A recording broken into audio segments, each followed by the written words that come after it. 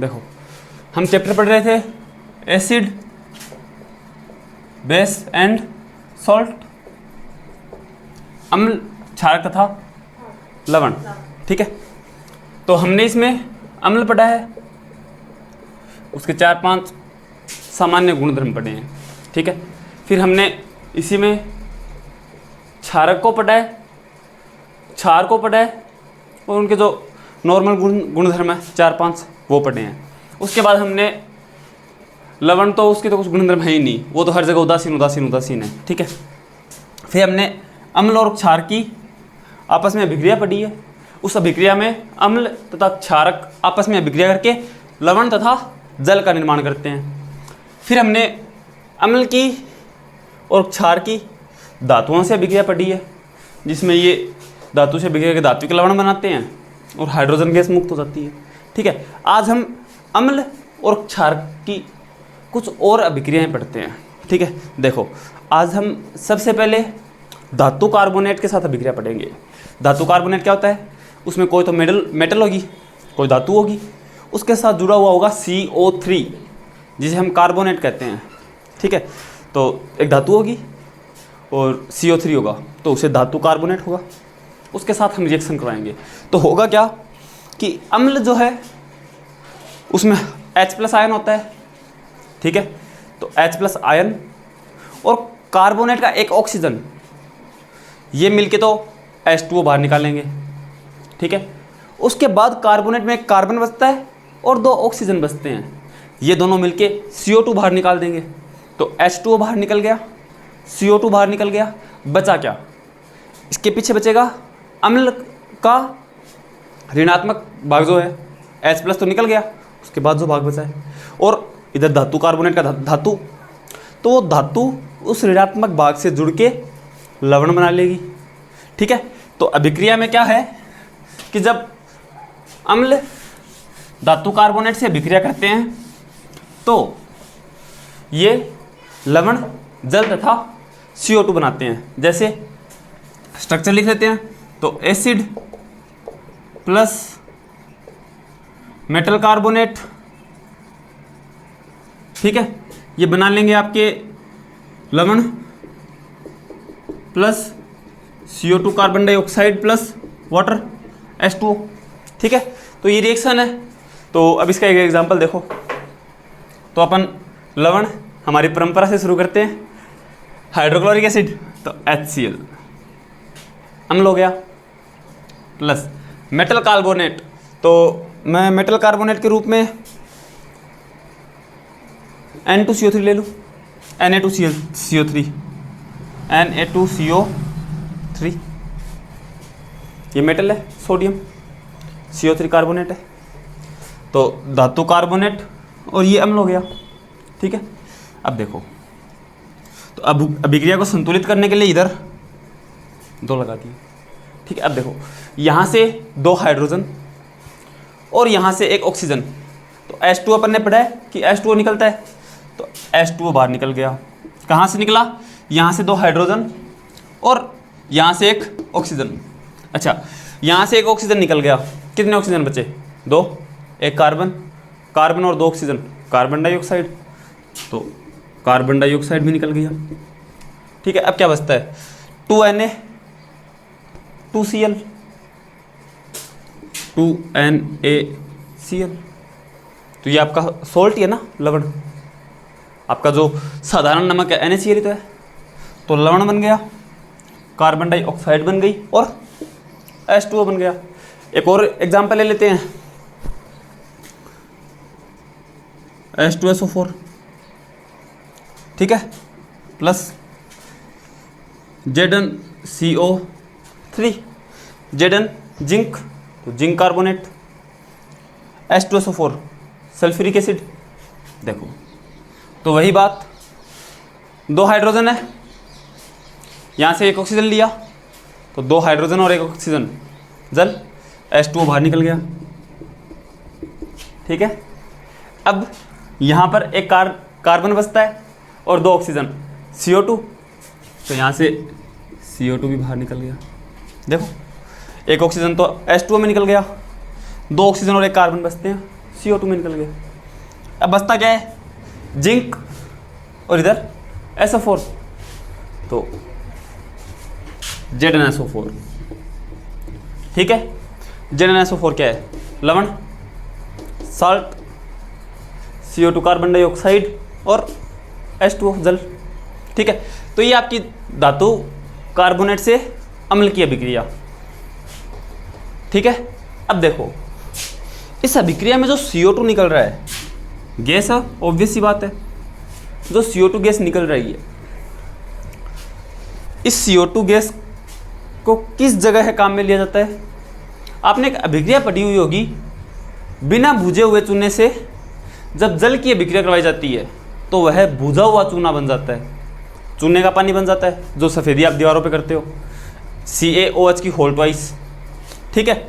अब इस CO2 gas को जब आप CaOH की होल ट्वाइस चूने के पानी में से गुजारते हो तो क्या होता है, जो OH की होल ट्वाइस है वहाँ 2 ऑक्सीजन है, 2 हाइड्रोजन है, तो 2 हाइड्रोजन और 1 ऑक्सीजन ये तो अलग निकल जाता है, H2O, ठीक है। और जो CO2 और जो OH की होल ट्वाइस में से 1 ऑक्सीजन बचा है वो क्या बनाएगा, CO3 carbonate, calcium carbonate, CaOH की होल ट्वाइस है ना, कैल्शियम, कैल्शियम कार्बोनेट क्या होता है, कैल्शियम कार्बोनेट संगमरमर।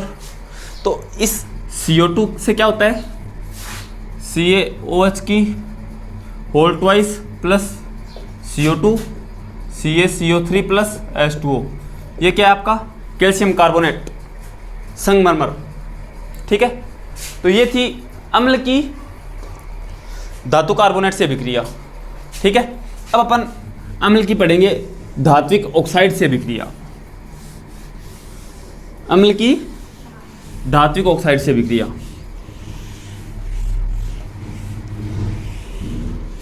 देखो